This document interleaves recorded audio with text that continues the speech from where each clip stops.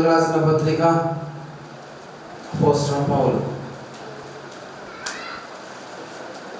2 కొరింథీయులకు రాసిన పత్రిక 5వ అధ్యాయం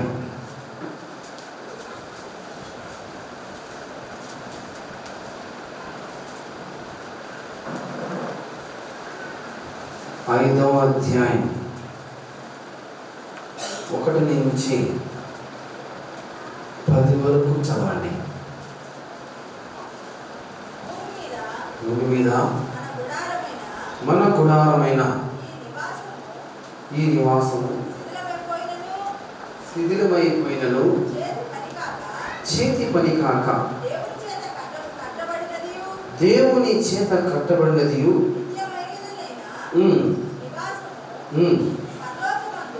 పరలోకమందు మనకున్నదని మనము దిగంబరులము కాక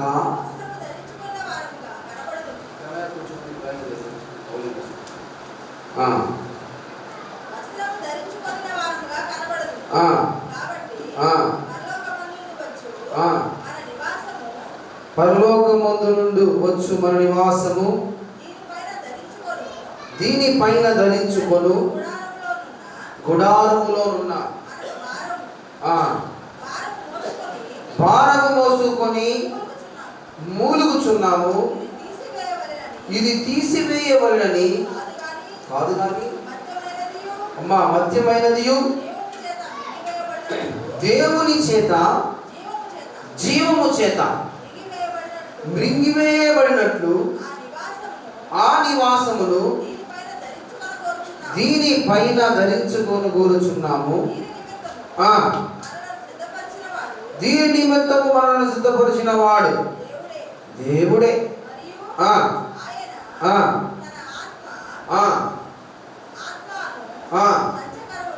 ఆత్మను సంచకరువును మనకు అనుగ్రహించి ఉన్నాడు.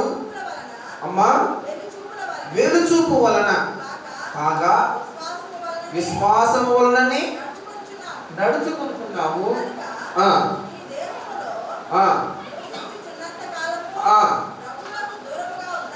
ప్రభువునకు దూరముగా ఉన్నామని ఎరిగి ఉండి ఎల్లప్పుడూ ధైర్యము కలిగిన వారమై ఉన్నాము. ఇట్లు ధైర్యము కలిగి ఈ దేహమును విడిచిపెట్టి ప్రభువునొద్ద నివసించుటకు ఇష్టపడుతున్నాం. కాబట్టి శరీరంతో జీవిస్తున్నా శరీరం విడిచిన ఆయనను ఆనందపరచడమే మా లక్ష్యం. మిగులు అపేక్షించున్నాము. ఎందుకంటే జరిగించిన క్రియల చొప్పున అవి మంచివైనను సరే చెడ్డవైనను సరే దేహముతో జరిగించిన వాటి ఫలమును ప్రతివాడును పొందునట్లు మనమందరమును క్రీస్తు న్యాయపీఠము ఎదుట ప్రత్యక్షముగా కనబడవలెను. కళ్ళు మూసుకున్నట్లయితే దేవుని సహాయం కొరకు చిన్న ప్రార్థన చేసుకొని ముందుకెళ్తాం. ప్రేమ తండ్రి, ఈ ఘనమైన శ్రేష్టమైన ఉన్నతమైన నామానికి వేల కోట్ల స్థుతులు స్తోత్రాలు చెల్లించుకుంటున్నాను. దేవా, ఈ సన్నిధిలో నేను నిలబడి ఉన్నాను. దేవా, నన్ను సంపూర్తిగా నీ రెక్కల హస్తంలో దాయించు. నీ ముఖ దర్శనమే కనిపిస్తూ మాట్లాడండి. నన్ను వడుగు చేయండి. నేనెంతటి వాడినయ్యా, పురుగులాంటి వాడను, దుమ్మును ధూళినైనా, పెంట కుప్ప మీద పురుగు వంటి వాడినయ్యా, నన్ను జ్ఞాపకం తెచ్చుకో. ఇదిగో నీ బలిపీఠము దగ్గర నన్ను విరిచి కాల్చి ఈ అమూల్యమైన మాటల్లో మీ బిడ్డలు అందించండి. దేవా, నేను తగ్గించబడవలసిన వాడిగా ఉన్నాను, మీరు హెచ్చింపబడవలసిన వారుగా ఉన్నారు. మా మధ్యన సంచరిస్తున్నావు, మా సాయి చూస్తున్నావు, మమ్మల్ని గమనిస్తున్నావు, మా హృదయాన్ని పరిశోధిస్తున్నావు.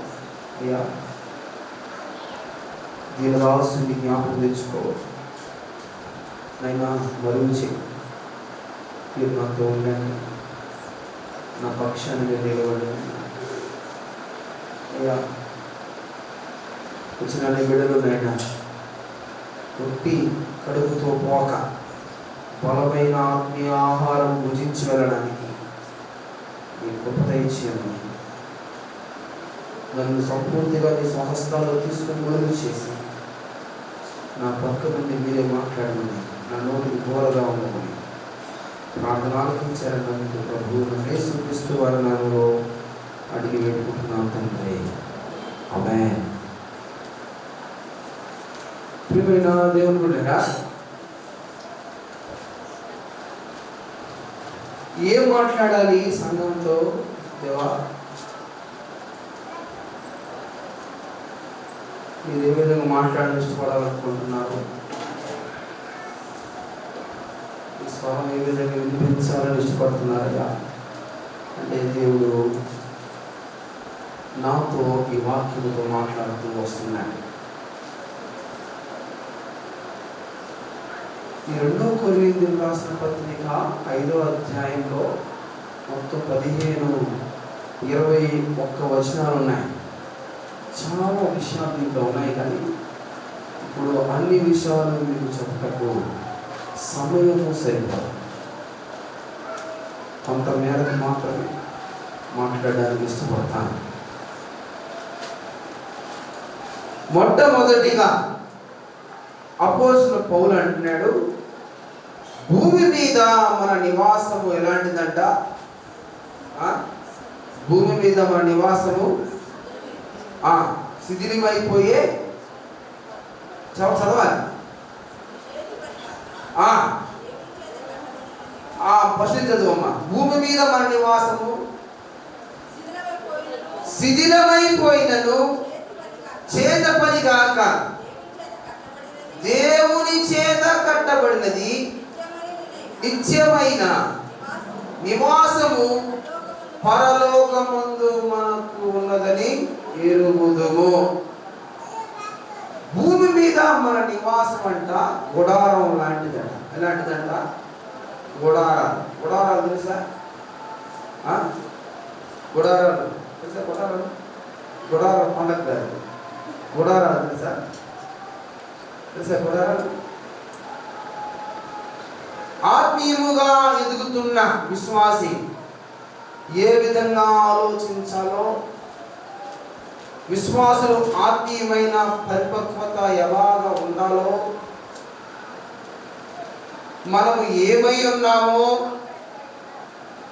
దేనికి సంబంధమైన వారిగా మనం ఉన్నామో, ఎటువంటి వారిగా మనం ఉండాలో, దేవాది దేవునితో ఏ విధంగా సంబంధం కలిగి ఉండాలో తెలియపరుస్తున్న పత్రిక ఈ కొరింథీయులకు రాసిన పత్రిక. అపోస్తలుడైన పౌలు కొరింథీయులకు రాసిన 5వ పత్రిక.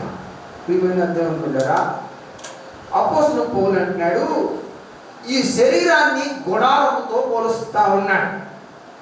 గుడారం అంటే అది పర్మనెంట్గా ఉండేది కాదు. ఏదది? పర్మనెంట్గా ఉండేదైతే కాదు.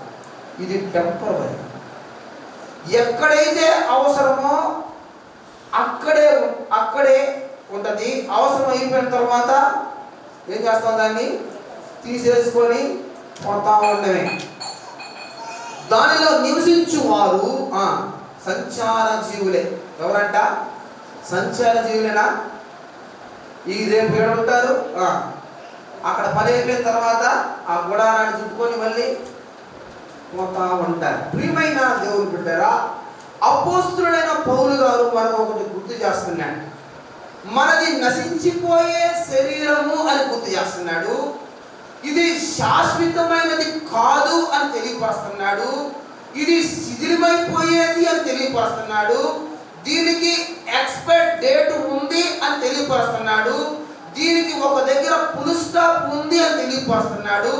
మానవ జీవిత కాలాన్ని పౌలు ప్రయాణంతో పోలుస్తూ ఉన్నాడు. మీరు జాగ్రత్తగా వినండి, మీరు జాగ్రత్త పడండి అంటూ పౌలు గారు మనకు హెచ్చరిస్తున్నట్లు ఉన్నాడు.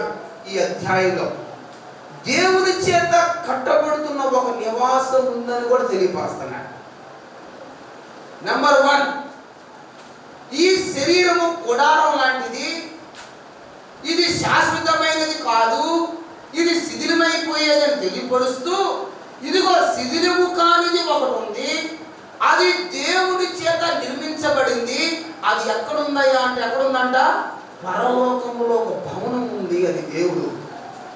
అపోస్తలుడైన పౌలు ద్వారా మనకు తెలియపరుస్తూ ఉన్నాడు. చూడండి, సామెతలు 8వ అధ్యాయం 31వ వచనంలో ఒక మాట రాస్తున్నాడు. సామెతలు ఆయన కలుగు చేసిన పరలోకమును బట్టి సంతోషించుచు నరులను చూచి ఆనందించుచుంటిమి. ఎవరు కలుగు చేసినారంట? పరలోకము దేవుడు కలుగు చేసినది. అది నిత్యమైనది, అది పరలోకంలో ఉంది. దాని నిర్మాణకుడు దేవుడే. ఎవడు ఈ పరలోక పట్టణాన్ని గుర్తిస్తున్నాడు? ఎవడైతే ఈ శరీరాన్ని గుడారం అనుకుంటాడో, బాగా వినాలి. ఎవరు ఈ పరలోక రాజ్యం ఒకటి ఉంది, దాంట్లో దేవుడు భవనాలు నిర్మిస్తున్నాడు, ఎవరు గుర్తిస్తాడంటే, ఇదిగో ఈ శరీరము గుడారము లాంటిది, ఈ శరీరము శిథిలమైపోయేది, ఇది స్థిరమైంది కాదు అని ఎవడైతే గ్రహిస్తాడో వాడు పరలోకంలోని పట్టణాన్ని గుర్తిస్తాడు. క్రైస్తవులకు ఈ స్పృహ ఉండాలి. ఏముండాలా? క్రైస్తవులకు పరలోకంలో దేవుడు నా కోసం భవనం కడుతున్నాడనే స్పృహ. ఇది క్రైస్తవులు అనబడిన వాళ్ళకి ఇది మినిమం కామన్ సెన్స్ అన్నమాట. మినిమం కామన్ సెన్స్ ఇది ఖచ్చితంగా గుర్తున్నాను ప్రతి ఒక్కరికి. ఇది కనీస ఇంకిత జ్ఞానం. ఇహలోకంలో నివసించే విశ్వాసి పరలోకంలో భవనం ఒకటి ఉందని, దాని నిర్మాణకుడు దేవుడే అని, ఈ లోకంలో ఏమున్నా లేకపోయినా పరలోక రాజ్యం సంపాదించుకోవాలని, దానికోసం బ్రతకాలని అపోస్తలుడైన పౌలు తెలియపరుస్తూ ఉన్నాడు. ఫిలిప్పీయులకు రాసిన పత్రిక 33వ అధ్యాయం, ఫిలిప్పీయులకు రాసిన పత్రిక 3వ అధ్యాయం 20వ వచనం చదువుతారా? మన పౌరస్థితి పరలోకమునందు ఉన్నది, అక్కడ నుండి ప్రభువైన యేసుక్రీస్తు అను రక్షకుని నిమిత్తము కనిపెట్టుకొని ఉన్నాం. మన పరిస్థితి ఎక్కడ ఉందంటమ్మా? పరలోక రాజ్యంలో ఉన్నది. ప్రియమైన విశ్వాసి పరలోక రాజ్యంలో ఏముండదంట? పరలోక రాజ్యంలో సూర్య చంద్రులు ఉండవు, నక్షత్రాలు ఉండవు, ఆకలి దప్పికలు ఉండవు. అక్కడ మట్టి ఏముండదంట? అక్కడ మొత్తం ఏముండదంట? పరలోక రాజ్యంలో బంగారం. ఏదంట? బంగారం. ప్రియా యేసు రాజును చూచి నా చాలు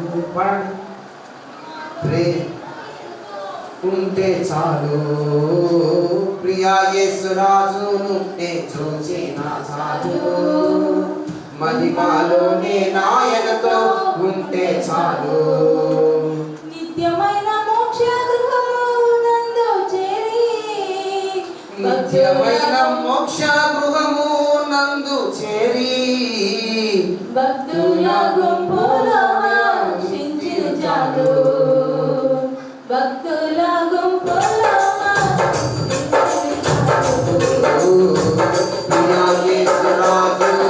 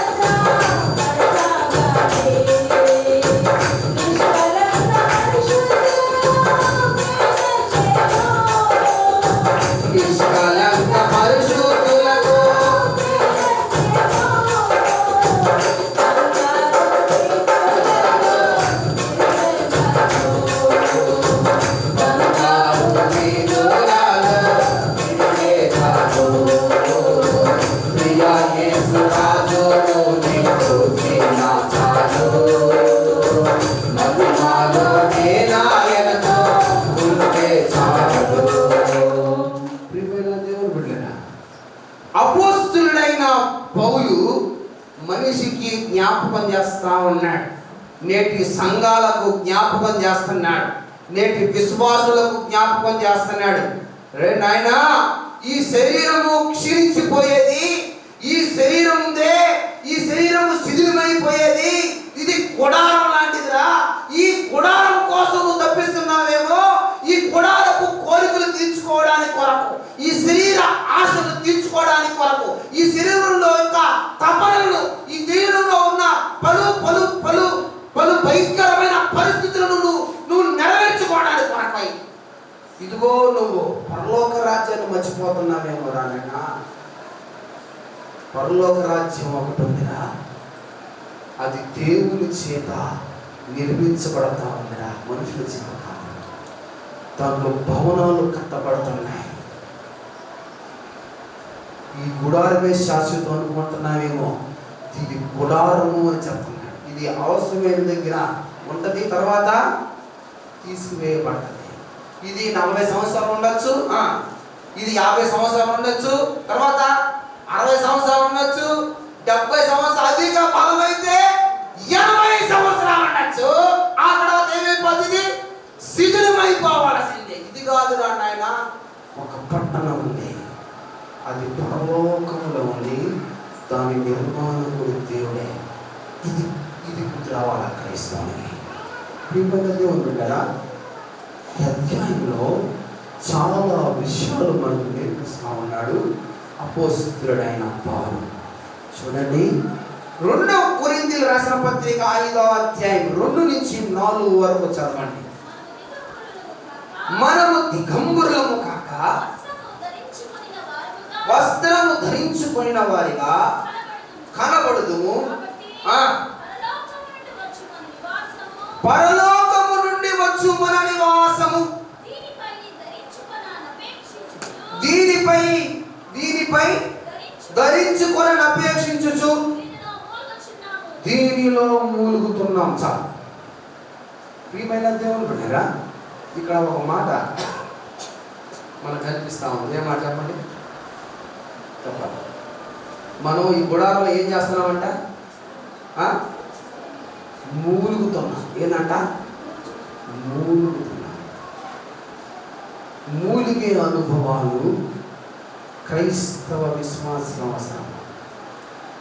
ఈ లోకపరంగా ఏదో పెద్ద బాధ కలిగినప్పుడు, లేకపోతే ఆరోగ్యం బాగలేనప్పుడు, లేకపోతే మనశ్శాంతి లేనప్పుడు, లేకపోతే పొందుకోవలసింది పొందుకోలేనప్పుడు, చేజిక్కించుకున్నది జారిపోయినప్పుడు, సొంత వాళ్ళను బంధువులను పోగొట్టుకున్నప్పుడు తెగ బాధపడిపోతా ఉంటాం, తెగ దుఃఖిస్తూ ఉంటాం. ఇది లోక సంబంధమైన మూలుగు. ఇది కాదు బైబిల్లో వాడిది. ఈ మూలుగు ఏంటంటే ఇది ఆత్మీయమైన మూలుగు. హల్లెలూయా, హల్లెలూయా. ఆత్మీయమైన విషయ పరిజ్ఞానం కలిగిన వాడు మూలుగుతున్న మూలుగు ఇది. ఈ శరీరం క్షీణించిపోయేది, సావుకు లోనేది, ఇది మధ్యమైనది, ఇది కుళ్ళిపోయేది, ఇది పురుగులు పట్టేది. నేను ఈ శరీరం అనే గుడారంలోనే ఉండకూడదు, ఇది తీసివేయవలనని కాదు, కానీ మధ్యమైనది జీవం చేత మృంగివేయబడినట్లు ఆ నివాసము దానిపై ధరించుకున్న కోరుచున్నాను. ఏ నివాసము? పరలోక రాజ్యంలో ఉందే ఒక భవనం, ఆ నివాసాన్ని ధరించుకోవాలనుకుంటున్నాను. అందుకే ఈ శరీరం అనే గుడారంలో నేను మూలుగుతున్నాను, బాధపడుతున్నాను. దేవునితో జీవించేవాడు, దేవుని మనసు కలిగిన వాడు, దేవునితో ఉండగోరు వాడు మూలిగే అనుభవాల్లో ఉంటాడు. ప్రియమైన దేవుని బిడ్డలారా, మీకు బైబిల్లో నుంచి ఒక కథను పరిచయం చేయాలనుకుంటున్నాను. జరిగిన విషయాన్ని, కథ కాదు, జరిగిన విషయాన్ని పరిచయం చేయాలనుకుంటున్నాను. యోహాను సువార్త 11వ అధ్యాయం 33 నుంచి 44 వరకు చదువుతారా? అమ్మ టక్ చదవండి, పెద్దగా చదవండి.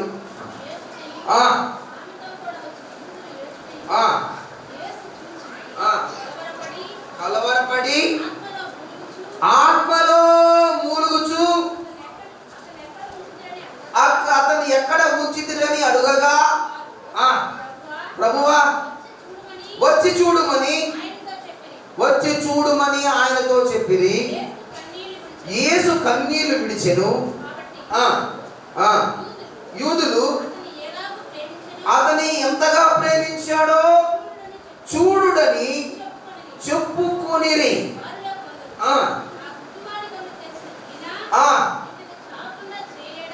ఇతన్ని చావకుండా చేయలేడా అని చెప్పెను. యేసు మరలా తనలో మూలుగుచు సమాధి యొద్దకు వచ్చెను. అది ఒక గుహ, దాని పైన ఒక రాయి పెట్టి ఉండెను. యేసు రాయి తీసివేయుడని చెప్పగా ప్రభువా చనిపోయి 4 రోజులు అవుతా ఉంది, ఇప్పటికి వాసన కొట్టునని ఆయనతో చెప్పెను. నీవు నమ్మిన ఎడల దేవుని మహిమను చూస్తావని నీతో చెప్పలేదా అని ఆమెతో నేను. అంతటా వారు ఆ రాయి తీసివేసిరి. యేసు కన్నులు పైకెత్తి, తండ్రి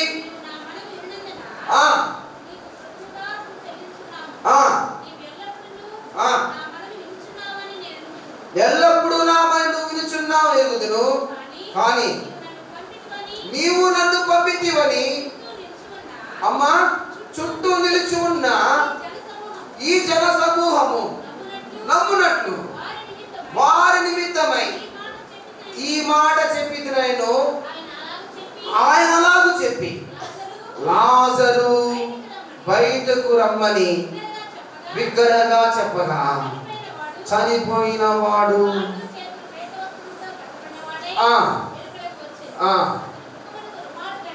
అతని ముఖమునకు రుమాలు కట్టి ఉండే చాలు. ఈ స్టోరీ అంతా మనకందరికి తెలిసింది కదా. లాజరు చనిపోయాడు, యేసయ్య 4వ రోజు వెళ్ళాడు, తిరిగి లేపాడు. అయితే ఇక్కడ ఒక మాట రాయబడింది. ఎందుకు యేసుక్రీస్తు వెళ్ళాడు? కారణం మనం బాగా చదువుతా ఉంటాం కదా. అమ్మ తటమ్మ మరియమ్మ నిద్రపోబాక మంగమ్మ గారు నిద్రపోబాక చూడండి ఏమంటాడు. ఎందుకు ఆయన మూలుగుతున్నాడు? పోయి లేపేయచ్చు కదా. ఒక మాట చెప్తే ఆయన వస్త్రం చెంగు తగిలితేనే రక్తస్రావం పోయింది. ఆయన చెయ్యి పాడేట ముట్టితేనే చనిపోయినాడు, పైకి లేచినాడు. అయితే ఎందుకు ఇతను ఏడుస్తున్నాడు? లాజరు మీద మాత్రమే అంత ప్రేమ ఉండి ఏడుస్తున్నాడా? మిగతా వాళ్ళ మీద ప్రేమ లేదా? అని అనుకుంటున్నారు కదా చాలా మంది. ఎంతగా ప్రేమించాడో చూడు, ఇతను ఎంతగా అభిమానించాడో చూడు, అందుకని ఏడుస్తున్నాడు. అదే కారణం. ఆయన ఏడ్చేదానికి కారణం. అయితే ఏంటి కారణం? ఎందుకు ఆయన మూలుగుతున్నాడు? అది నాకు కావాలా? లేపితే రక్షణ పడతాడు కదా. ఎట్లా లేపుతున్నాడు కదా. పోయి రే బాబు నువ్వు లేచి రక్షణ పడిపోయి బాబు తీసుకో అంటాడు కదా. ఎందుకు మూలుగుతున్నాడు? మూలగాల్సిన అవసరం ఏముంది దేవుడికి? ప్రియమైన దేవుడు బిడ్డ అక్క చెప్పాలా? ఓకే, దేవుడి దగ్గర సహాయం రావడానికి మూలుగుతున్నాడా? నెక్స్ట్ పరలోక ముందు నివాసం లేదని మూలుగుతున్నాడా? అయితే నేను ఒక మాట చెప్పిన. సృష్టిని సృష్టించేటప్పుడు ఈయన లేడా? పక్కన ఉన్నాడా? ఆదాముని అవ్వను సృష్టించేటప్పుడు దేవుడు మరణాన్ని సృష్టించాలా? గుర్తుపెట్టుకోవాలి. దేవుడు సృష్టించలేదు. మరణం అనేది దాని డిక్షనరీలో లేదు. మరణాన్ని మనిషి కొని తెచ్చుకున్నాడు. హల్లెలూయా. ఎవరు తెచ్చుకున్నారు మరణాన్ని? మనిషి తెచ్చుకున్నాడు. ఇదిగో ఆయన ఎందుకు ఏడుస్తున్నాడు తెలుసా? అయ్యో నేను ఈ మనిషిని సృష్టించినప్పుడు మరణాన్ని నేను సృష్టించలేదే. అయ్యో ఈ మనిషి నా మాట వినకుండా ఆజ్ఞను అతిక్రమించి పాపము చేసి మరణాన్ని కొని తెచ్చుకున్నాడే. మరణాన్ని కొని తెచ్చుకున్నాడే.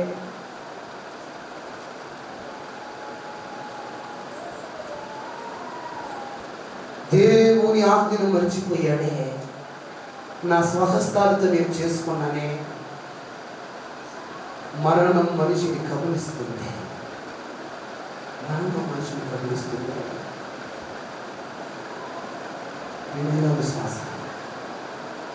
విశ్వాసి ఆయన మూలుగుతున్నాడు. ఇప్పుడు మూలుగుతారు మామూలుగా జ్వరం వచ్చినప్పుడు, అమ్మా పెయిన్స్ బాగా ఉన్నప్పుడు, తర్వాత ఏదైనా వినకూడని మాట విన్నప్పుడు, చూడకూడది చూసి ఇంటికి వచ్చినప్పుడు, ఇదిగో దేవాది దేవుడు మూలుగుడకు కారణం ఏం తెలుసా? ఈ మరణాన్ని నేను సృష్టించరా. ఈ మరణముని ఇదిగో ఆదాము అవ్వలు చనిపోవడానికి నేను వాళ్ళు సృష్టించరా. వాళ్ళు నా మహిమలో ఉండాలనుకున్నాను. నా ఆజ్ఞ అతిక్రమించే వాళ్ళు మరణాన్ని పొందించుకున్నాను. ఆజ్ఞ అతిక్రమమే పాపం. ఆ పాపాన్ని వాళ్ళు చేసి మరణాన్ని తెచ్చుకున్నారే. ఇదిగో మూలుగుతున్నాడు. ఏమైనా విశ్వాసి ఇదిగో నీ కోసం, నా కోసం కూడా, మనందరి కోసం కూడా స్టిల్ ఇప్పుడు కూడా మూలుగుతున్నాడు. పాపం చేయబాకండిరా అంటే చేస్తున్నారే. పడిపోబాకండిరా నాయన అంటే పడిపోతున్నారే. చూడబాకండిరా అంటే చూస్తున్నారే. చెయ్యబాకండిరా అంటే చేస్తున్నారే. తినబాకండిరా అంటే తింటున్నారే. మరణాన్ని కొని తెచ్చుకుంటున్నారే. మూలుగుతా ఉన్నాడు. ముఖ్యంగా క్రైస్తవుల కొరకే మూలుగుతున్నాడు. క్రైస్తవులు దేవుని నమ్ముకొని పాపం చేసే వాళ్ళ కొరకు మూలుగుతున్నాడు. ఈవేళ దేవుడు ఇదిగో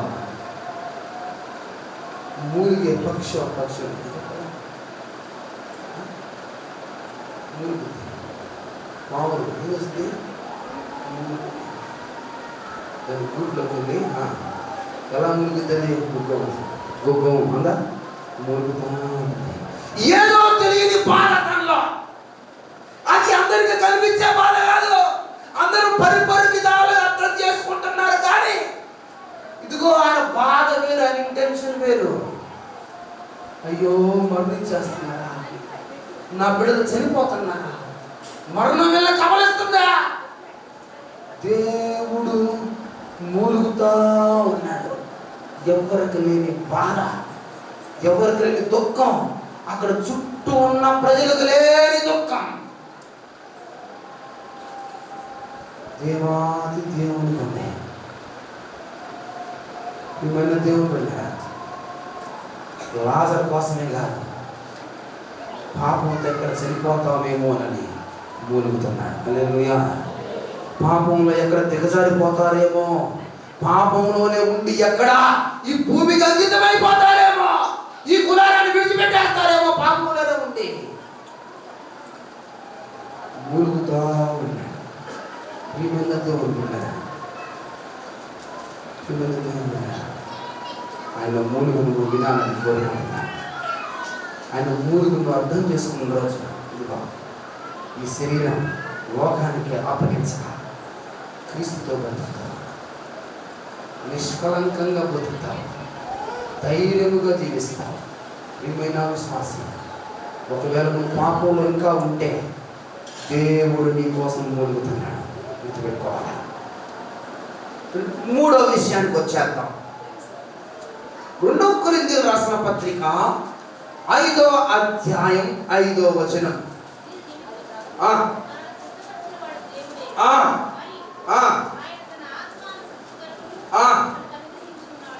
ఆత్మ అనే సంచకరువును మనకు ఆయన అనుగ్రహించుతున్నాడు.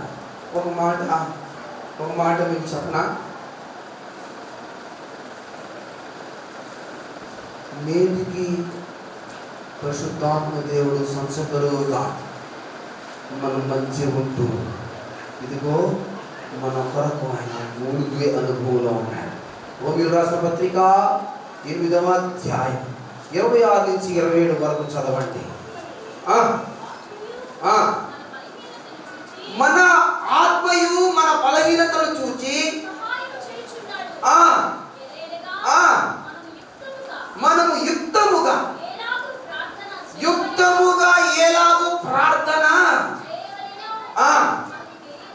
మనకు తెలియదు కనుక ఉచ్చరింప సఖ్యము కానీ మూలుగులతో ఆ ఆత్మ తానే మన పక్షముగా అమ్మా విజ్ఞాపన చేస్తా ఉన్నాడు. మన బలహీనతను చూసి సహాయం చేస్తూ యుక్తముగా ప్రార్థన ఎలా చేయాలో తెలియని మన కొరకై చెప్పడానికి వీలుగాని మూలుగులతో ఆ ఆత్మ తానే మన పక్షమున విజ్ఞాపన చేస్తున్నాడు.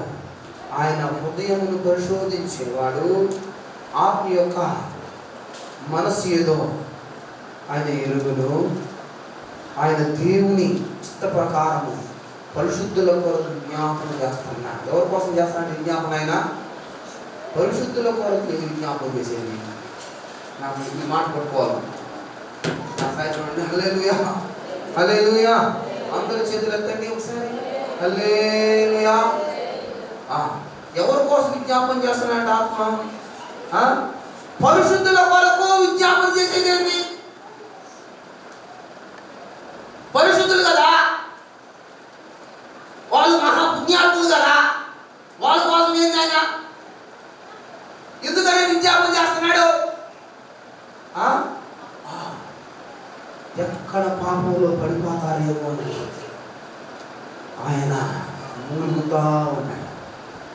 ఆయన ఇదిగో యుక్తముగా ప్రార్థన ఎలా చేయాలో తెలియని మన కొరకై చెప్పడానికి వీలు కాని మూలుగులతో ఆ ఆత్మ తానే మన పక్షమున విజ్ఞాపన చేస్తా ఉన్నాడు. ప్రియమైన విశ్వాసి, నీ కొరకు నా కొరకు ఇక్కడ కూర్చున్న ప్రతి ఒక్కరి కొరకు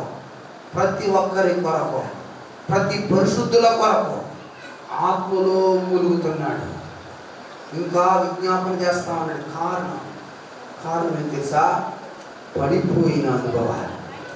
కారణం ఎందుకు తెలుసా? దిగజారిపోయిన అనుభవాలు. కారణం ఏదో తెలుసా? మర్చిపోయిపోతున్న ఈ శరీరం కొరకు ఇదిగో జీవాన్ని స్వతంత్రించుకోవాలని మూలుగుతా ఉన్నాడు. Dear believers, change your bad life. దేవుడు చెప్తున్నాడు ఈ మాట. Dear believers, change uncontrollable organs. Dear believers, change your bad ways. Dear believers, change your correct your bad behavior. మీ ప్రవర్తన సరి చేసుకోవాలి. ఈ లోకం కోసం తప్పించడం కాదు కానీ, ఈ లోకం కోసం వెంపర్లాడడం కాదు కానీ, పరలోక రాజ్యాన్ని స్వతంత్రించుకోవాలని మూలిక. ప్రియమైన దేవుడు, పాపం చేయడానికి మూలవద్దా? ఈ మధ్య మా దగ్గర పనిచేస్తుంటే ఫోన్ వచ్చిందా, సార్ పలానా కాంట్రాక్ట్లో పనిచేస్తున్నా ఒక పిల్ల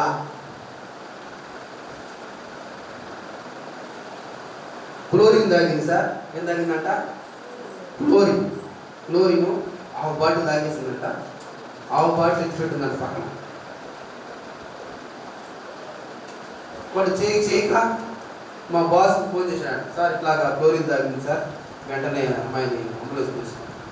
ఎంత తాగిందిరా? సగం దాకా మొత్తం తాగించి దాకా ఉండొచ్చు. ఆడే తెచ్చిపోయేది. ఎందుకు మీరు తీసుకుపోవడం? ఇటువంటి వాటి కోసం తీసుకోపోకూడదురా. ఇటువంటి పనికి మాలి పనులు చేసిన వాళ్ళ కోసం తీసుకోపోకూడదురా. మీద దేవుడు పెట్టారా? ఎందుకు తాగిందంటరా? సార్ ఇది మంచి ఆయన అన్నాడంట, దేవుడు నాలుగు ఇచ్చింది దేనికిరా? అది కిరోజనా, అది పెట్రోలా, అది మంచినీళ్ళ, తీపే చేసి తెలుసుకోవడానికి కదా నాలుగు ఇచ్చింది. ఆ పిల్లకి తెలియదట్నా క్లోరిన్ నోట్లో పెడితే అది నీళ్ళు కదా తెలియదట్నా?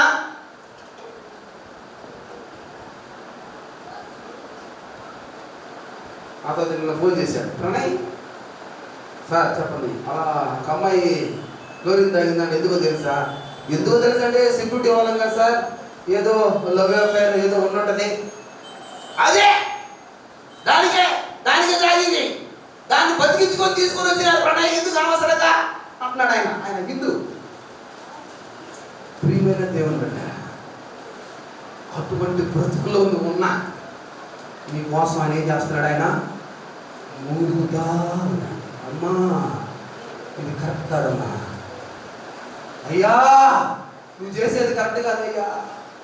అయ్యా పరిశుద్ధులని పిలువబడుతున్నవాడా, అమ్మ పరిశుద్ధురాలని పిలువబడుతున్న పరిశుద్ధురాలా, ఇది కరెక్ట్ కాదు తల్లి, కరెక్ట్ కాదమ్మా, తప్పమ్మా, బాగుపడండమ్మా, సరి చేయబడినమ్మా. ఇదిగో మీకు ప్రార్థన రాకపోతే నేను ప్రార్థిస్తున్నాను మీ పక్షాన. ఇదిగో ఉచ్చరింప సత్యముగాను మూలుగులతో నేను మూలుగుతున్నాను తండ్రి దగ్గర మీ కొరకు. ఎందుకమ్మా లోకాన్ని గొప్పపోతున్నా? ఎందుకమ్మా విశ్వాసాన్ని కోల్పోతున్నా? ఎందుకమ్మా భ్రష్టత్వానికి అప్పచెప్పాతున్నా? ఎందుకమ్మా దేవుడు హెచ్చరిస్తున్నా బాగుపడలేదు? ఇదిగో పరలోక రాజ్యమును స్వతంత్రించుకోలేవు, గుర్తుపెట్టుకోవాలి. అదే విధంగా నీ గుడారాన్ని వదిలిపెట్టే నేనెవరో నేను చెప్పాలి. ఏమంటాడైనా ఏరుగురు తూర్పులో సేపత్తే నోవాహును వస్తున్నాడు, చూపించాడు. ఇదిగో తన కుమారుణ్ణే ఈ లోకాల కోసం పంపించాడు. ప్రియమైన విశ్వాసి, ఆయన ఏమి చేయలేక ఏం చేస్తున్నాడంట? ఆయన చెప్పాలి, ఏం చేస్తున్నాడంట? ఉచ్చరింపు సత్యం కానీ మూలుగులతో మూలుగుతా ఉన్నాడట. అబ్బా ఎంత నొప్పులు వచ్చినాయో ఆయన, ఎంత హృదయం బాధపడిందో, ఎంత ఎన్ని నొప్పులు వచ్చినాయో నువ్వు చేసే పాపం వల్ల ఆయనకి. మూలుగుతా ఉన్నాడు ఆయన.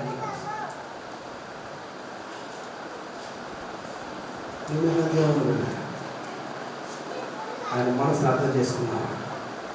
వాళ్ళకు సమీపించబడుతున్న నీవనే కరెక్ట్ చేయబడతాను. అయ్యా నా కోసం నేను మూలుగులైతే వద్దయ్యా, నీ పాప నేను దూరం విడిచిపెడతాను, సరి చేయబడతావా? 2 కొరింథీయులకు రాసిన పత్రిక 5వ అధ్యాయం 6వ వచనంలో 4వ విషయం రాయబడి చదవండి.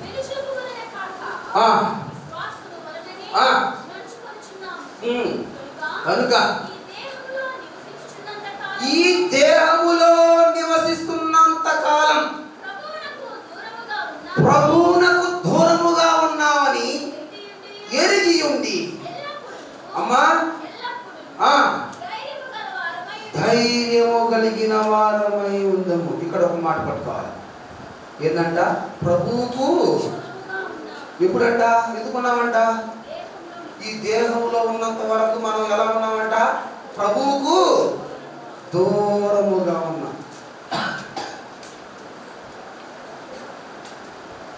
శరీరంతో నువ్వు ప్రభువుకు శరీరంతో నువ్వు ఉన్నంత కాలం ఇది గుర్తుపెట్టుకోవాలి. ఇది బాగా ఈ మాట గుర్తుపెట్టుకోవాలి. అందుకనే దీన్ని నేను ఎస్పెషల్గా 4వ మాటగా రాశాను. శరీరంలో నీవు ఉన్నంత వరకు ప్రభువుకు దూరంగా ఉన్నామని. ఈ మాట చాలా గొప్ప మాట. నా నిద్ర బాబాకండి. శరీరంతో నీవు ఉన్నంత కాలం ప్రభువుకు దూరంగా ఉన్నామని, నిబ్బరంగా ఉన్నాడు. తర్వాత అంటున్నాడు, ఏమన్నాడమ్మా? చదువు మాట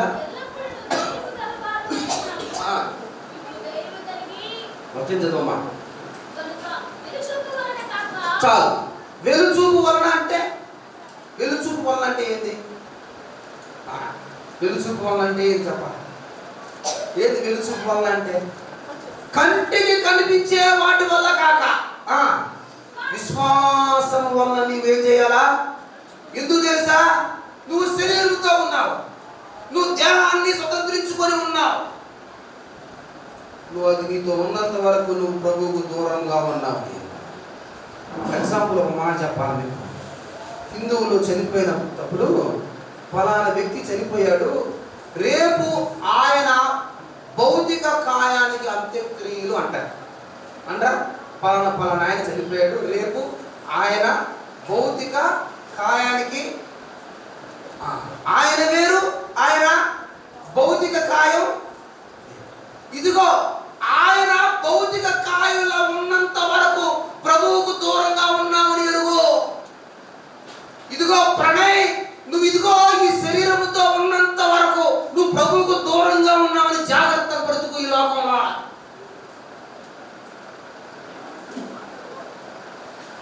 అంత్యక్రియలు ఆయన జీవితం అయిపోవాలి, అంత్యక్రియలతో ఆయన జీవితం ఎండైపోవాలి.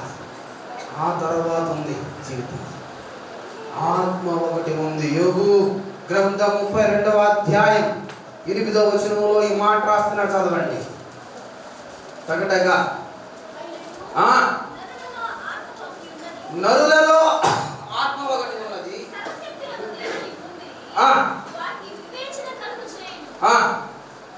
నరులలో ఏముందంట? ఆత్మ ఒకటి ఉన్నది. మత్తయి సువార్త 10వ అధ్యాయం 28వ వచనం చదువుతారా? 10:28.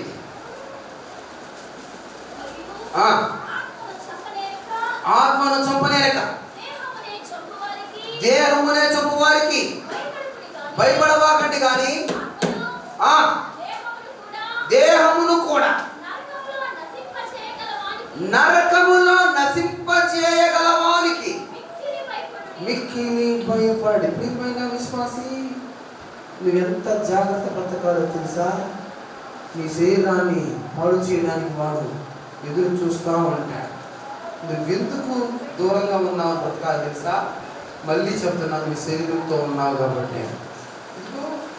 మహా భక్తులు పడిపోయింది కూడా ఈ శరీరం వల్లనే, భ్రష్టులైపోయింది కూడా ఈ శరీరం వల్లనే.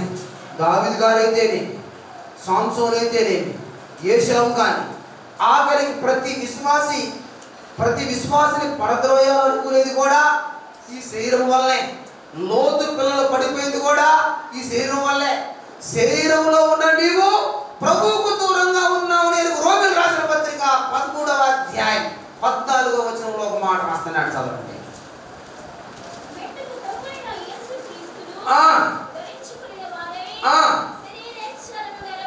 శరీరేచ్ఛలను నెరవేర్చుకొనుటకు శరీరము విషయమై ఆలోచన చేసుకొనకుడి. శరీర విషయం ఏం చేయకూడదు అంటమ్మా? ఆలోచన చేసుకొనకుడి.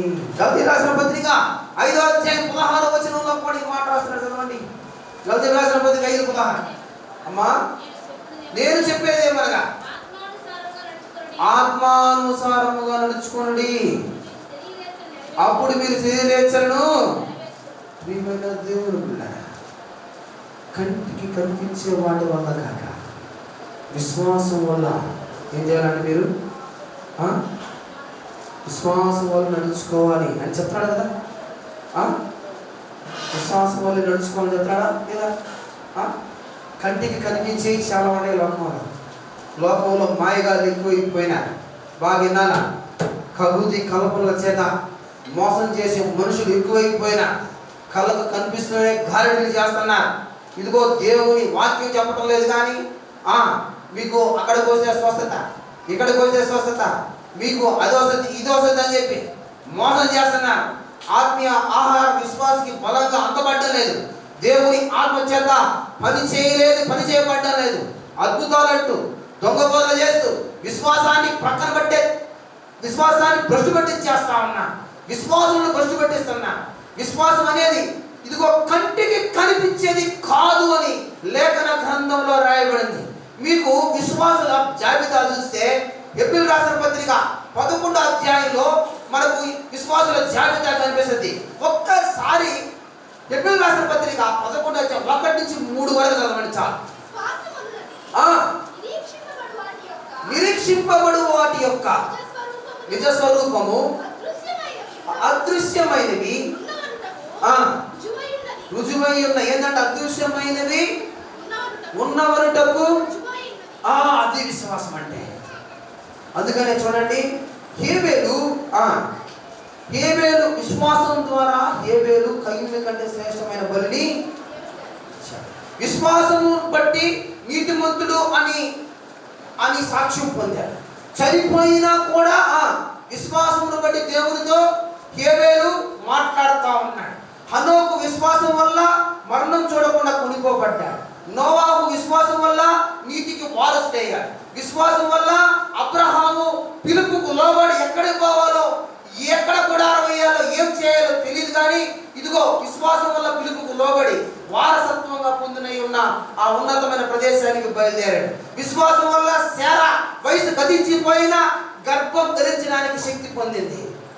మోషే విశ్వాసం వల్ల శ్రమను అనుభవించడానికి సిద్ధపడ్డాడు. ఐగుప్తి ధనము కంటే క్రీస్తు విషయం నింద గొప్ప భాగ్యము ఎంచుకున్నాడు. విశ్వాసం వల్ల వేసిన రాహాబు వేగువారిని చేర్చుకొని నశించకుండా విడిపించబడింది. ఇదిగో ఇంకొక ఆత్మీయమైన లోతుల్లోకి మనం తీసుకుపోవాలనుకుంటున్నాను. విశ్వాసం అంటే ఏందో తెలుసా? చూడండి, అదే హెబ్రీయులకు రాసిన పత్రిక 11వ అధ్యాయం 36 నుంచి 40 వరకు. మరికొందరు ఏమైనారంటమ్మా? తిరస్కారములను, కొరడా దెబ్బలను, బంధకములను, ఖైదును అనుభవించారు.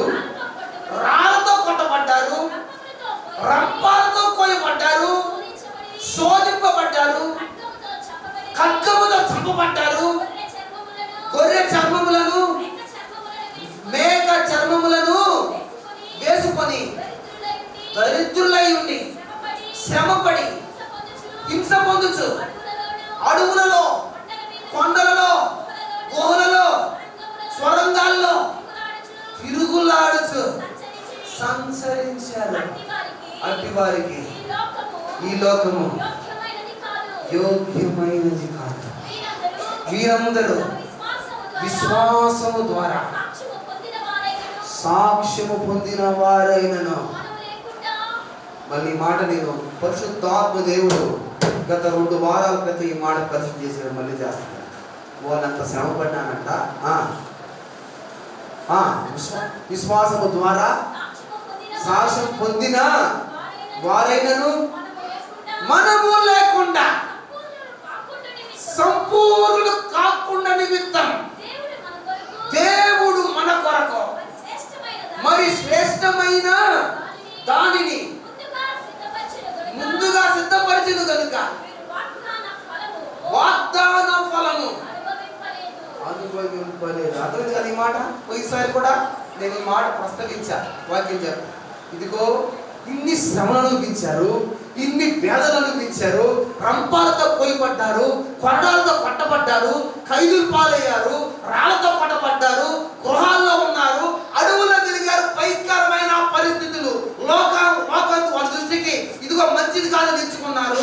విశ్వాసం వల్ల బ్రతికారు. ఇదిగో వారికి యెరూషలేము పట్టణాన్ని లేకపోతే వాగ్దాన ఫలాన్ని అనుభవించే స్థితి ఉన్నప్పటికీ దేవుడు వాళ్ళంట ప్రయాణం చేసి బస్సుని ఆపేశారు. ఏం తెలుసా? మనందరం లేకుండా వాళ్ళు దేవుడు సంపూర్ణం చేయగా ఇష్టం. గొప్ప మాట. దేవుడు మీ మీద, మన మీద, మన మీద ఎంత ఆశలు పెట్టుకున్నాడు తెలుసా? ఇటువంటి ఆశ తెలుసా? మనము కూడా అలాంటి వారితో పాలుభాగస్తులు అవ్వడానికి. అది మన స్థాయినా? మనం ఒక మాట పుట్టించుకోగలమా? ఇదిగో ఖైదు పాలవగలమా? ఇదిగో రంపాలతో కోడి కాదు, రాయి తగిలితే ఒప్పుకోగలమా? అయినా కూడా వాళ్ళతో మనకు సమానం పాల్గొనడానికి పడని వాళ్ళని సంపూర్ణంగా చేయకూడదు. దేవుడు అలా ఆపేశాడు. ఇది గొప్ప మాట. ఈ మాట ప్రియమైన విశ్వాసం. ఇదిగో విశ్వాసం వల్ల నువ్వు బ్రతకాలని దేవాది దేవుడు కోరుకుంటాడు. మనం ఏమైంది? ఆఖరిగా ఒక మాట చెప్పి ముగించేస్తా.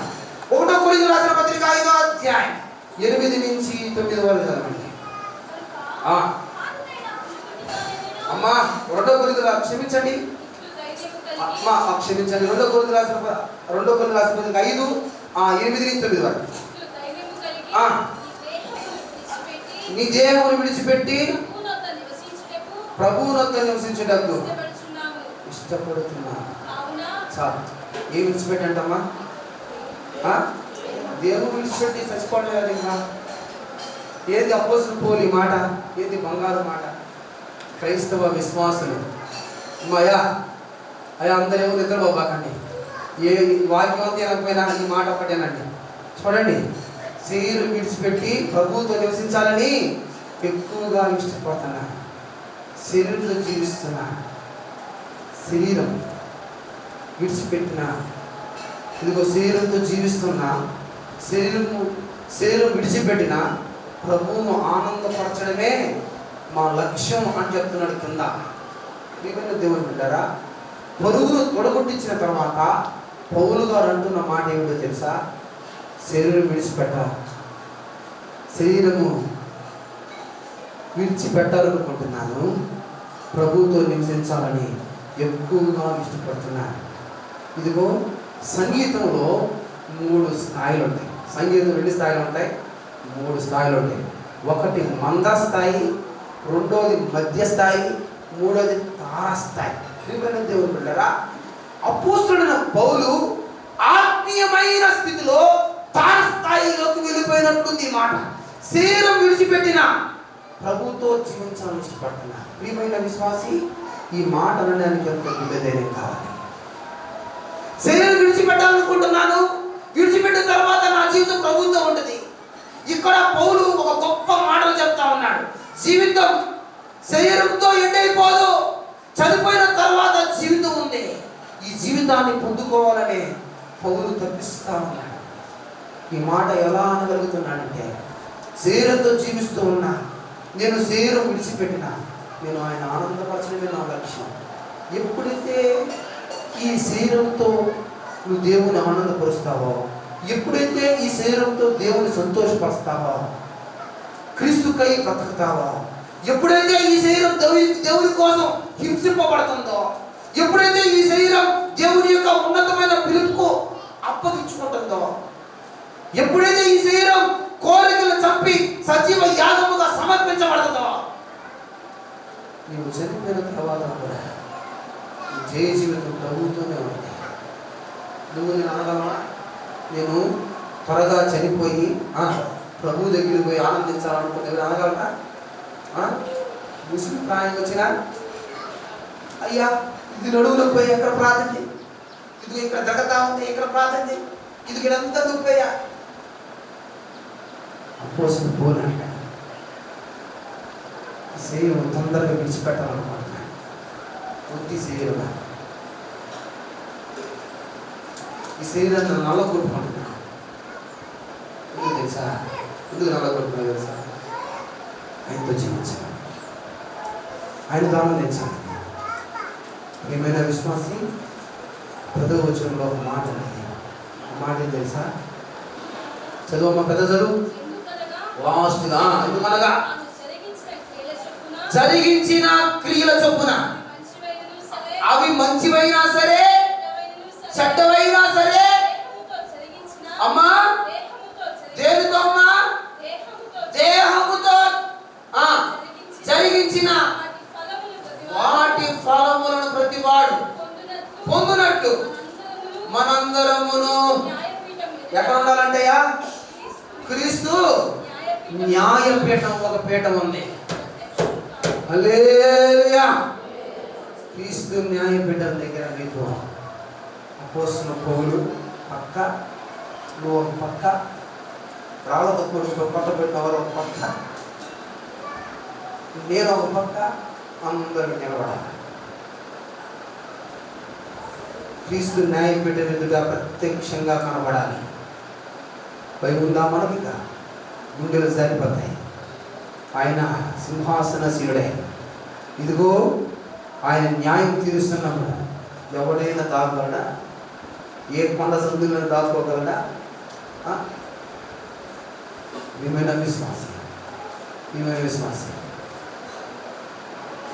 మనం కన్నా సాక్షి చెప్పాను, ముఖ్యాలు చెప్పారు.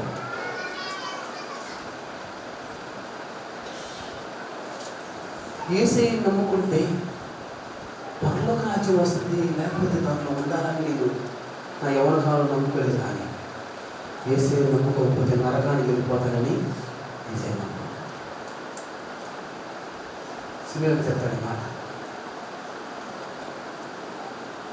నా మంచి దేవుని సేవకుడు అన్నాడు. ఒకవేళ వాక్యం చెప్తాను, యేసయ్యను నమ్ముకుంటే నా యవ్వన కాలంలో రక్షింపడ్డా, యేసయ్యను కానీ నమ్ముకుంటే ఏదో పరలోక రాజ్యం పొందుకుంటానో నేను రక్షింపడలేదు. కానీ ఆయన నమ్ముకోకపోతే ఎక్కడ నరకానికి వెళ్ళిపోతానేమో. ఈ శరీరంతో నేను జీవిస్తూ ఉంటే, నా కోరికల్ని నెరవేర్చుకుంటా ఉంటే ఎక్కడ నేను నరకానికి వెళ్ళిపోతానేమో అనేసి దేవుడు న్యాయ సింహాసనం అవుతుందని గుర్తుందా? మనం తప్పు చేస్తున్నప్పుడల్లా న్యాయ సింహాసనం గుర్తు రావాలా? న్యాయమైన తీర్పు అది లంచాలు పెట్టి కొనేది కాదు. దాని దగ్గర రికమెండేషన్లు ఉండాలి. ఆయనే న్యాయం, ఆయనే న్యాయ సింహాసనం మీద కూర్చొని తీర్పు చేస్తున్నాడు. విశ్వాసం దేవుని కోసం హతసాక్షులు అయిపోతున్నారే, దేవుని కోసం చచ్చిపోతున్నారు, దేవుని కోసం అంతా కోల్పోతున్నారు. నీలో విశ్వంలో చాలా లేకపోతే మన మాస్టర్ గారు చెప్తున్నాడు. ఒక దగ్గరికి పోయాడంట. శుక్రవారం కూడా చెప్పాను నేను ఉదాహరణ. వెళ్తే ఒక పాస్టమ్మ, చిన్న పాస్టమ్మ 2 పిల్లలు తీసుకొచ్చిందంట. అన్నయ్య నా కోసం ప్రార్థన చేయి. ఏం చేయమంటావమ్మా? ఈ తల్లి ఏం చేయమంటావు నీ గురించి అంటే, ఏం లేదు నా భర్త ఉదయం పూట ఇక్కడ పరిచయం చేసి సాయంత్రము 2 కొండలంత దూరం వెళ్ళి ఆ కింద దిగి పరిచయం చేసేవాడు. దేవుని ఎరగని ప్రజలు మా ఆయన్ని ఆ కొండ నుంచి ఈ కొండ దాకా తోసేశారు. అన్నయ్య చచ్చిపోయాడు. మేము ఇతుకులు ఆడుకుంటా పోతే తలేమో చెట్టుకుంది, ముందుమేమో చెట్టుకుంది, అప్పుడే రక్తం రాస్తా ఉంది. నేను మిమ్మల్ని ఏమని ప్రార్థన చేయబోతానంటే, మా ఆయన పరిచయం నేను మళ్ళీ స్టార్ట్ చేయాలి. నేను మళ్ళీ ఇక్కడ పరిచయం చూసుకొని 2 కొండలంత దూరం నేను వెళ్ళి మళ్ళీ వాక్యం చెప్పాలి కదా. ఈ పిల్లలు ఎవరైనా చూసుకుంటారేమో, చూసుకునే వాళ్ళ కోసం ప్రార్థన చేయాలి, వాళ్ళకి ఇచ్చేస్తాను కదా. దేవుని పరిచయం మీ పిల్లలు బాటలు పడతారేమో, నేను చేయలేదేమో.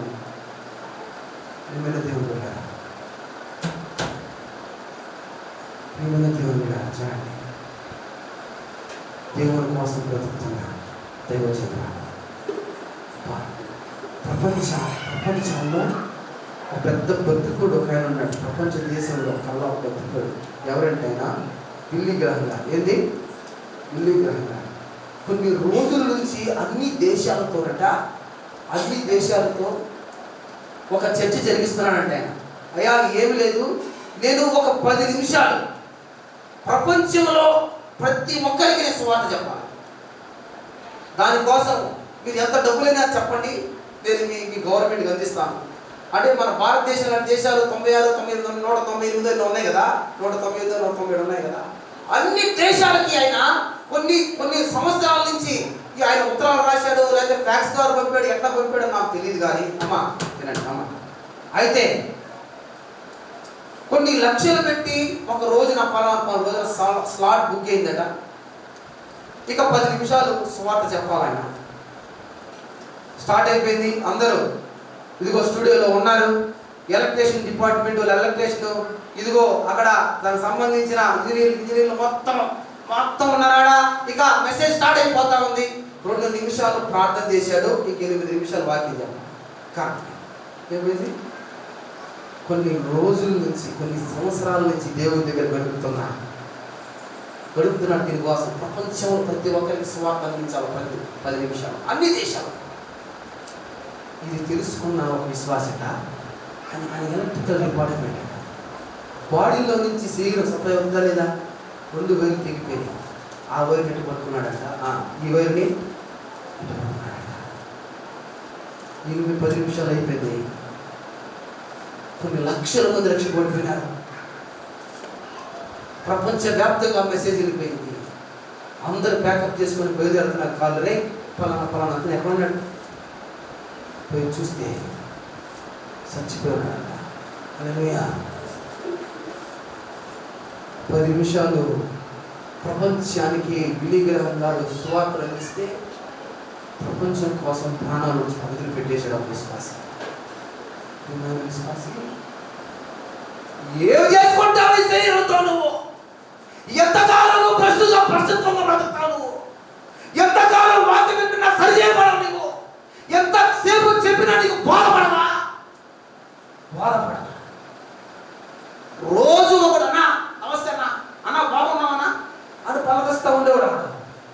నేను ప్రసన్న పడతా ఉంటే వాడి యొక్క అంత్యక్రియలు అని రాయబడి, వాడి డేట్ వయసు చూసి వీడు చాలా చిన్నోడు నని, చాలా చిన్నోడే, చాలా చిన్న వయసే, చిన్నోడు చచ్చిపోతున్నారు. ఎప్పుడు చచ్చిపోతుందో తెలియదమ్మా, ఎప్పుడు బ్రతుకుంటామో ఎప్పుడు చచ్చిపోతామో తెలియదు, గ్యారెంటీ లేదు ఈ జీవితానికి. నువ్వు గుడారంలో ఉన్నావు మర్చిపోబాక, పరలోక రాజ్యంలో ఉంటుందని మర్చిపోబాక, నువ్వు విశ్వాసంతో బ్రతకాలను మర్చిపోబాక, దేవుడు నీ కోసం మూలుగుతున్నాడని మర్చిపోబాక. శరీరాన్ని వదిలిపెట్టిన వెంటనే నువ్వు ఆయనతో ఉండాలని ఆశపడా. నీ బిడ్డలు దీవించబడతారు, నీ పాడి పశువులు దీవించబడతాయి, నీ వ్యాపారం దీవించబడుతుంది. నువ్వు దేవునితో ఉండకపోతే ఆశీర్వాదాలు వస్తాయా? అన్నీ మురిగిపోతాయి. ప్రియమైన విశ్వాసం, సరి చేయబడకపోతే ఇంకా ఈ శరీరంతో జీవిస్తూ ఉంటే టైం లేదు. జాగ్రత్త పడాల్సిందే, జాగ్రత్త పడాల్సిందే. జాగ్రత్త పడకపోతే నువ్వు చాలా లాస్ అయిపోతావు. కళ్ళు మూసుకోండి, ప్రార్థన చేసుకున్నాం. పరిశుద్ధుల కొరకై మూలుగుతున్నాం మూలుగు, పరిశుద్ధుల కొరకై మూలుగుతున్నాం మూలుగుది, విశ్వాసుల కొరకై మూలుగుతున్నాం మూలుగు, తప్పిపోతున్న విశ్వాసుల కొరకు మూలుగుతున్నాం మూలుగు, సరిచేయబడాలని మూలుగుతున్నాం మూలిగిది. ఆయన స్వరం నువ్వు కానీ వింటే సరిచేయ, ఆయన స్వరం నువ్వు కానీ వింటే బాగు చేయబడ, బాగు చేయబడ, బాగు చేయబడ.